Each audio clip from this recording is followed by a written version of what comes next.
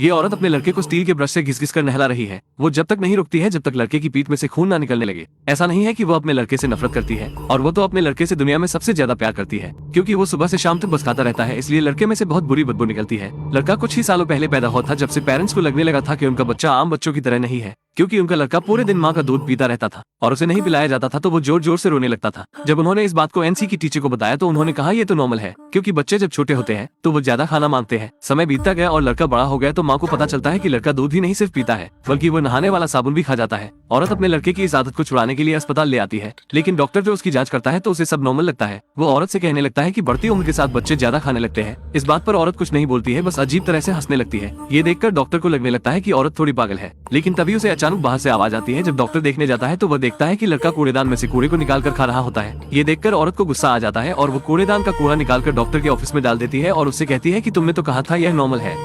एक सुबह जब औरत अपने लड़के को लेकर कूड़े को फेंकने जा रही थी तभी उसने देखा कि उसके लड़के के गले में कुछ अटक गया होता है, इसलिए उसका दम घुटने लगता है। माँ जो ये सब देख रही होती है वो उसकी मदद के लिए आगे नहीं बढ़ती है, शायद उसे इसी तरह उसके भुक्कड़ बेटे से छुटकारा मिल जाए। लेकिन दुर्भाग्य से एक आदमी वहाँ पर आ जाता है और उस लड़के की मदद करके उस खाने को बाहर निकाल देता है। जब वो अपने लड़के को ठीक देखती है तो वो वहाँ से पीछे मुड़कर जाने लगती है। वो उस आदमी को थैंक यू भी बोलना ठीक नहीं समझती है। समय बीतने के साथ साथ लड़के की दादी की डेथ हो गई, लेकिन मानो लड़के को उनके जाने का कोई अफसोस ही नहीं था। वो तो मजे से ठूस ठूस कर दादी के फ्यूनरल का खाना खा रहा था। ये देखकर औरत उसे नहीं रोकती है, वो उसे सिर्फ घूरती रहती है। अपने लड़के की इस आदत को छुड़ाने के लिए वो उसे स्टोव में अकेला बंद कर देती है। अब जब एक लड़का उसे डंडे से मछली दे रहा होता है तभी एक भयानक हाथ अंदर से निकलता है, जिसे देखकर बच्चे डर जाते हैं और वहाँ से भाग जाते हैं। औरत ने सोचा था अगर वो उसे अकेले स्टोव में बंद कर देगी तो सब ठीक हो जाएगा, लेकिन एक दिन औरत को पता चलता है कि उसके पड़ोस की बिल्ली गायब हो गई होती है, जिसे देखकर उसे लगने लगता है कि कुछ तो गड़बड़ है, इसलिए लड़के को देखने के लिए स्टोव में आ जाती है। लेकिन जो वो वहाँ देखती है वो चीज उसे चौंका के रख देती है। लड़के की भूख अभी भी नहीं मिट रही होती है। अचानक रात में पड़ोस का डॉग भौंकने लगता है। जब आदमी चेक करने के लिए आगे आता है तो वो देखता है कुत्ते की आवाज सुनकर जब आदमी बाहर चेक करने के लिए आता है तो वो देखता है कि लड़का उसकी मुर्गी को खा रहा होता है, जिसके बाद वो उसे पकड़ने के लिए दौड़ता है, लेकिन लड़का उसे बहुत दूर निकल चुका होता है।